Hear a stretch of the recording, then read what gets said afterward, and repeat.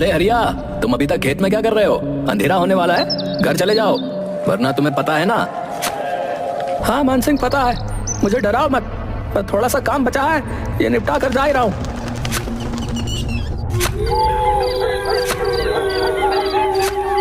ए जी, इतनी रात हो गई है और आप अभी तक यहीं हैं। अरे तुम क्यों रात में यहाँ आ गई हो? तुम्हें पता है ना रात में छलावा घूमता है।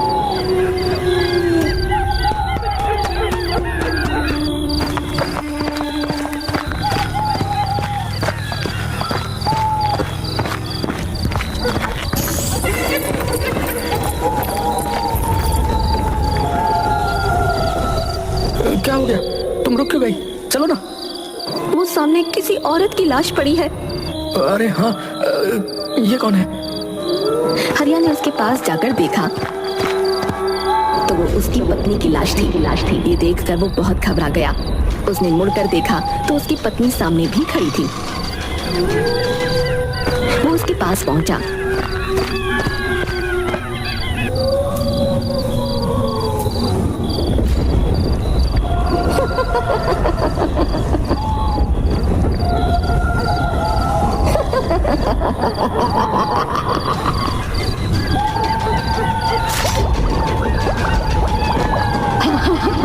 ताजा ताजा दिल, स्वादिष्ट।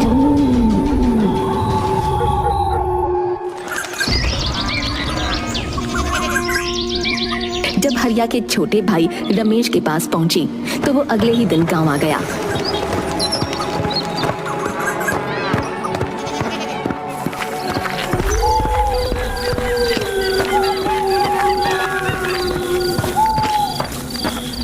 कितने बरसों बाद आज गाँव आना हुआ है। यहाँ से जाते समय सोचा भी नहीं था कि वापसी किसी की मौत पर होगी। हे भगवान, मुझे इस बुरे समय को झेलने की शक्ति दे। रमेश काफी सालों बाद गांव आया था। वो बदले हुए गांव को देखता हुआ अपने घर की तरफ बढ़ रहा था। उसके मन में गांव में आने की खुशी भी थी और अपने भैया भाभी को खोने का दुख भी था। तभी अचानक उसे हरिया ने आवाज दी। अरे रमेश, अरे तुम आ गए। अरे कैसे हो? भैया आप तो नहीं, मैं ठीक हूँ, पर छलावा ने तुम्हारी भाभी को मार दिया। लेकिन मान सिंह ने तो फोन पर बताया था कि तभी दूसरी तरफ से किसी की आवाज आई। उसने उस तरफ देखा तो वहाँ मान सिंह खड़ा था। उसने फिर से मुड़कर हरिया की तरफ देखा तो वो गायब हो चुका था। तुम इतनी रात में क्यों आए हो? तुम्हें पता है ना इस गांव में छलावा का प्रकोप है। ये तो शुक्र मनाओ कि मैं समय पर आ गया, वरना आज तुम्हारे साथ भी वही होता जो तुम्हारी भाभी और भैया के साथ हुआ था। चलो यहाँ से। मुझे लगा सचमुच मेरे भैया जिंदा हैं। उनको सामने देखकर मैं छलावा के बारे में भूल ही गया था। नहीं, वो जा चुके हैं। चलो घर, चलो जल्दी।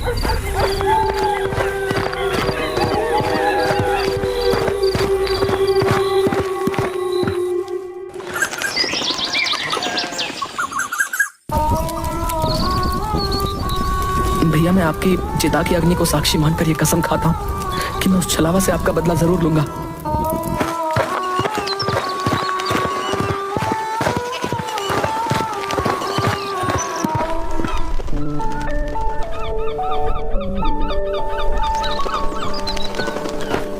अंतिम संस्कार के बाद वो अपने बचपन के दोस्त गगन से मिलने निकल गया।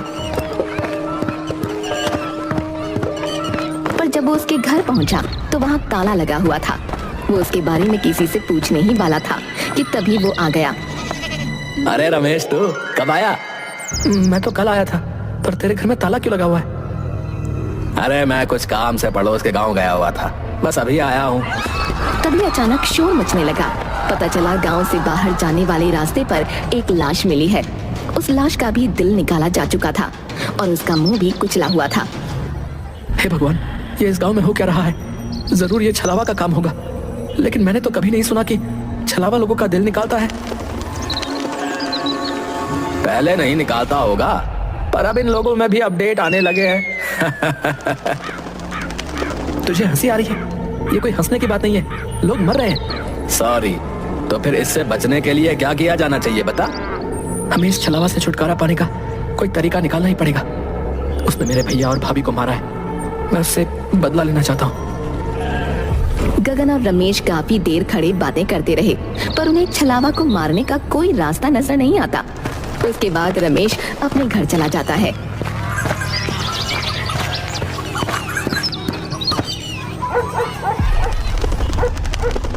मैं छलावा से बदला तो लेकर रहूंगा, कुछ भी हो जाए। रमेश छलावा को मारने के तरीके सोच रहा था। किसी ने उसका दरवाजा जोरों से खटखटाया। वो झिझक गया। कौन है? कौन है? अरे मैं हूँ मान सिंह, जल्दी से दरवाजा खोलो, छलावा ने किसी को मार दिया है। आता हूँ।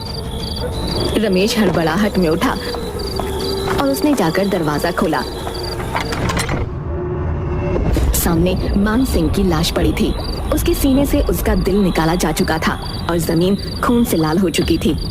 ओह माय गॉड, ये क्या हो गया? मान सिंह, तुम्हारे साथ ये किसने किया?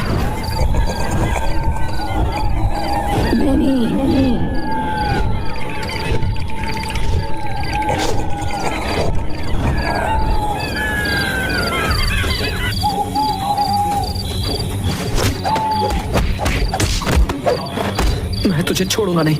पहले तूने मेरे भैया भाभी को मारा और अब मान सिंह को। उसका वो हमला बिल्कुल बेकार साबित हुआ, क्योंकि छलावा ने उसके दोनों हाथ पकड़कर नीचे कर दिए। रमेश को ऐसा लग रहा था मानो उसके अंदर बिल्कुल ताकत ही नहीं है। तभी छलावा मुस्कुराया और उसने अपना एक हाथ रमेश के सीने के अंदर डाल दिया। ये होते ही अचानक रमेश की आंख खुली और उसने देखा कि वो अपने बेड पर है। हे भगवान, ये सपना था? नहीं, मुझे यकीन नहीं हो रहा है। मुझे मान सिंह से मिलना पड़ेगा।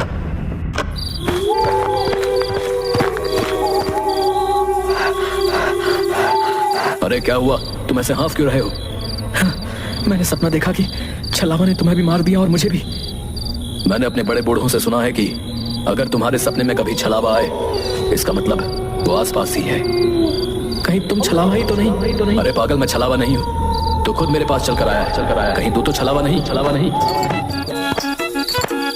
क्या हुआ भाई, तुम लोग क्यों इतनी रात गए लड़ रहे हो? तो क्यों इतनी रात में टहल रहा है? तुझे नहीं पता रात में छलावा आता है? अरे मैं तो पीकर टुन्न रहता हूँ, छलावा मेरा कुछ नहीं कर सकता है। अरे तुम उसे छोड़ो, वो तो पिया हुआ है। ये बताओ कि छलावा कहाँ होगा?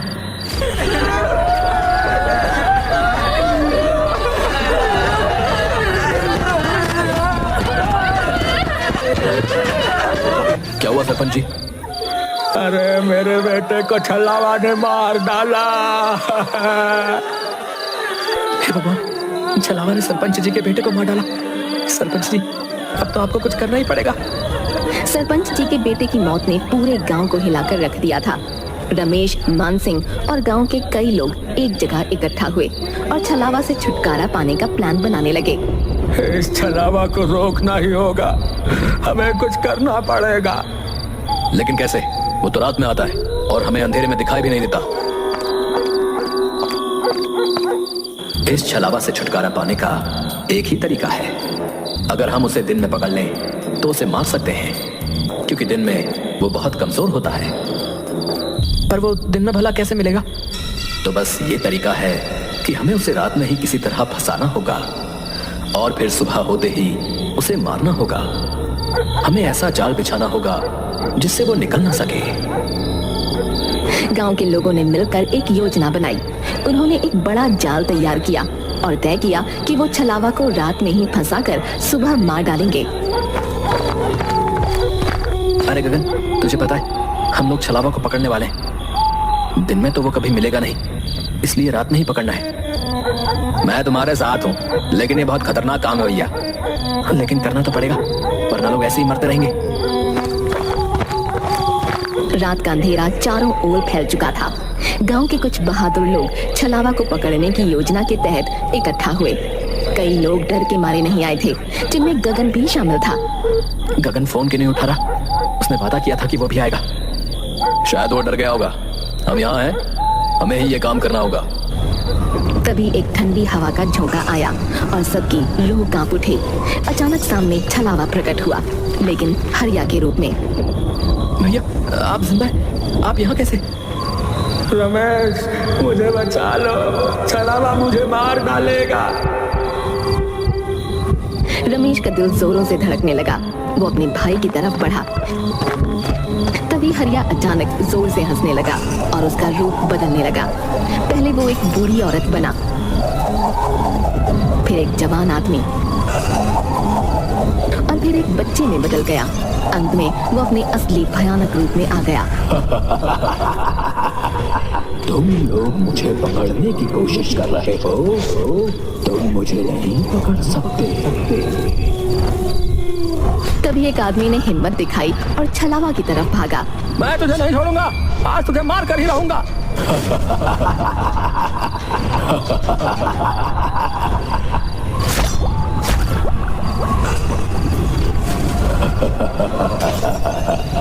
ये लो तासा तासा दिल खाओ। वहाँ मौजूद सभी लोग सन्न रह गए, जबकि छलावा वहाँ से गायब हो चुका था। ऐसा लग रहा था मानो वो उन लोगों को यही बताने आया था कि तुम लोग मेरा कुछ नहीं बिगाड़ सकते। छलावा को ये कैसे पता चला कि हम उसे पकड़ने वाले? क्या वो अंतर्यामी भी है? नहीं, छलावा अंतर्यामी नहीं होता, कुछ गड़बड़ है। ये सुनकर रमेश सोच में डूब गया कि आखिर छलावा को ये पता कैसे चला।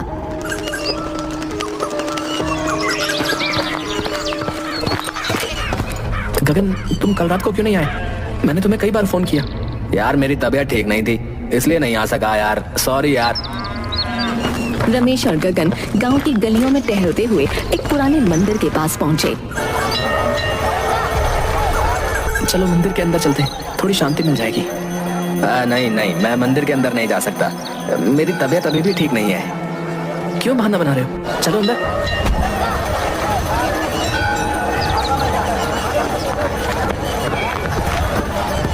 गगन, ये गलत बात है, मंदिर में तो जाना चाहिए।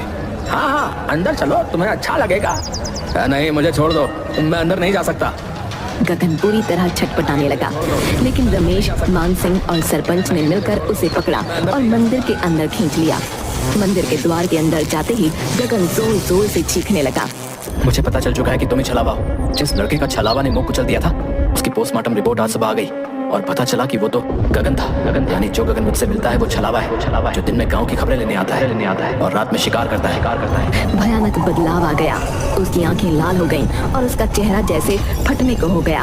वो खुद को छुड़ाने की कोशिश में बुरी तरह से चीख रहा था। नहीं, मुझे छोड़ दो। तूने मेरे भैया भाभी दोस्त सबको मार डाला। आज मेरा बदला पूरा होगा। रमेश और बाकी लोगों ने उसे मंदिर के पवित्र स्थान की तरफ खींचा और उस पर गंगा जल डाला। छलावा की चीखें और भी तेज हो गईं और उसके शरीर से धुआं निकलने लगा। मंदिर के पवित्र वातावरण में वो धीरे धीरे राख में बदलने लगा। ये हमारे गांव की शांति के लिए जरूरी था। अब छलावा का आतंक खत्म हो जाएगा। छलावा का शरीर पूरी तरह से जलकर राख हो गया। सबने राहत की सांस ली और गांव में फिर से शांति लौट आई।